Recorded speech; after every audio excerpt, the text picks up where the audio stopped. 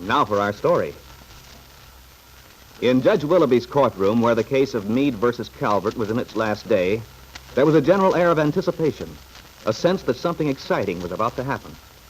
Curious eyes traveled from Kit Calvert, who sat next to her stepmother, holding the baby over whom the legal argument centered, to Peggy Douglas, the young woman Bill Meade loved, sitting pale but outwardly composed among the members of the Lane household.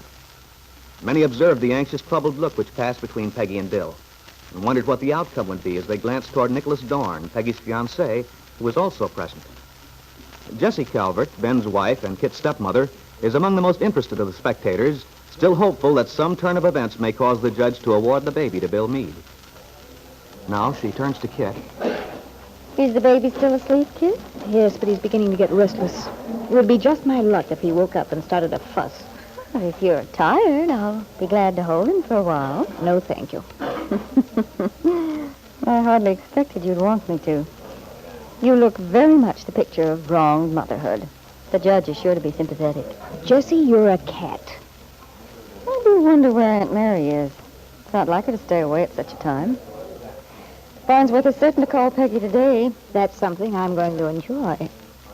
Aunt Mary being away intrigues me. I wonder if she has something up her sleeve. What could she... Of course she has nothing up her sleeve. How could she? I'm sure I don't know, except that all along I've had a feeling that all the facts in this case haven't been brought out. There's something missing. Oh, for heaven's sake, Jessie, won't you ever stop harping on that? It should be perfectly obvious that... No. Don't forget yourself. Remember the part you're playing. Innocence, patience, long-suffering. That's better. You won't have to control yourself much longer. This is the last day. Oh, here's the judge now. Members of the court will please rise. Superior Court in the County of Wakefield is now in session. Judge Willoughby presiding. Your Honor, I'm ready with my first witness, Miss Peggy Douglas. Be seated, Miss Douglas. Now, you mustn't be nervous. I have a few simple questions to put to you. I'm sure you're interested in our arriving at a just decision in this case. Of course I am. I thought so. Then if you'll just answer the questions I ask, you'll find it's not much of an ordeal at all. I'm quite ready to begin, Mr. Farnsworth. But you see, we have to wait for the bailiff. He seems to be very busy back there adjusting the transom. Bailiff, if you please. Yes, sir. Coming, sir. Raise your right hand, miss. You solemnly swear to tell the truth, the whole truth, and nothing but the truth, so help you God. I do. Mr. Farnsworth? Your Honor? Are you planning to call the infant itself as your next witness? The child is present for a good reason, Your Honor. Since there is no longer a nurse to care for the child at the Calvert home, my client wished to bring the baby here so that she could watch over it properly.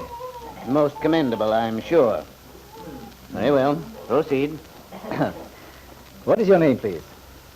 Margaret Douglas. Margaret, popularly known as Peggy, is that right? Yes, most people call me Peggy. That is, my friends do. Very well. Miss Douglas, you're acquainted with the plaintiff in this case, are you not? That is, you know Mr. Meade. Certainly I do. Would you say Bill Meade is a good friend of yours? Yes, I would. How good a friend, Miss Douglas? How good? Well, I'm not sure I understand. Well, Miss Douglas, suppose I put it like this. There are friendships of varying degrees, are there not? That is, there are casual friendships, and then there are friendships which might be called close friendships. Now, on that basis, how would you classify your relationship to Mr. Meade? Objection. Objection sustained. Miss Douglas, you've known Mr. Meade for some time, have you not? Why, yes. How long would you say you've known him?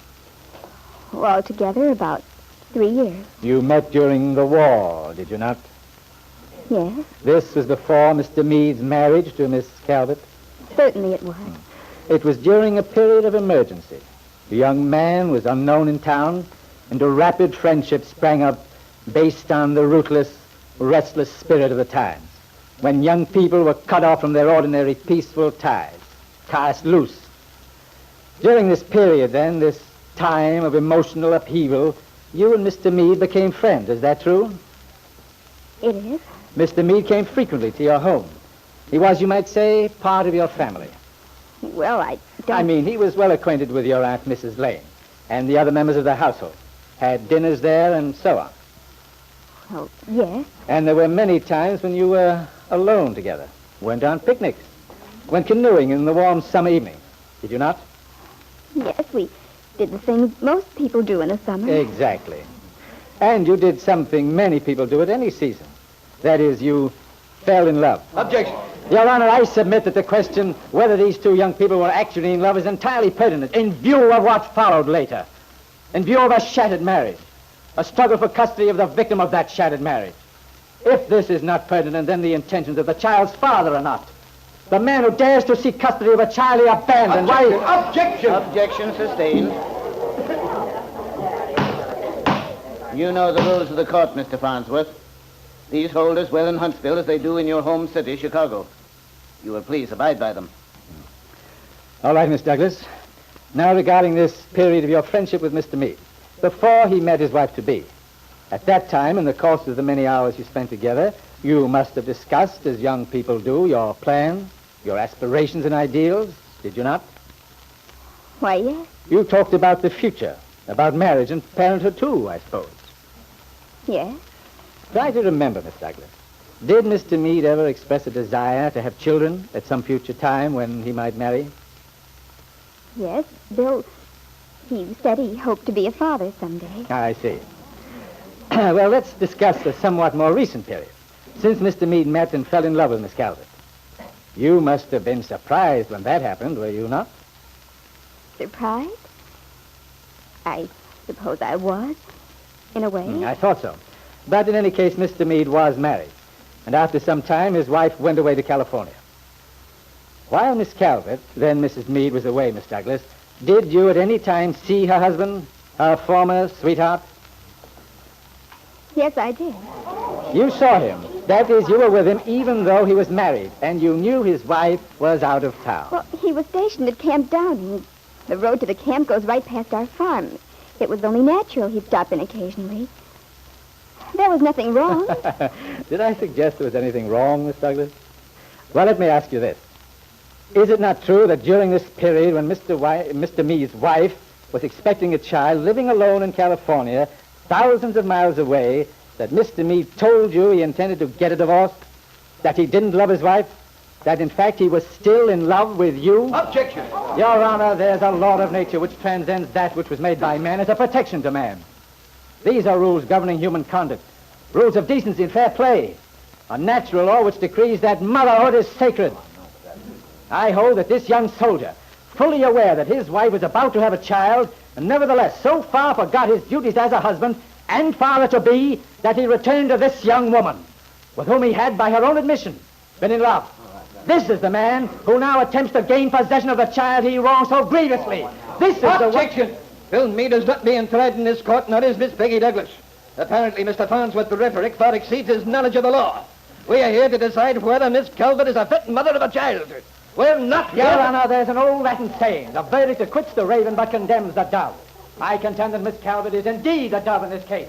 A woman who has suffered the tortures of seeing her home broken, her husband stolen away, and now a plot to take her very child. Nonsense! You're talking for your hat. You're talking trickery, abominable marriage. What you doing, Joe? I want you. Oh, my goodness. I never thought it would come to this. It's really quite exciting. What's the matter, kid? Oh, no wonder you're so... Well, I didn't think Aunt Mary would stay away. And isn't that your friend, Mrs. Fenner, with her? Yes, Jessie. It is Lisa Fenner.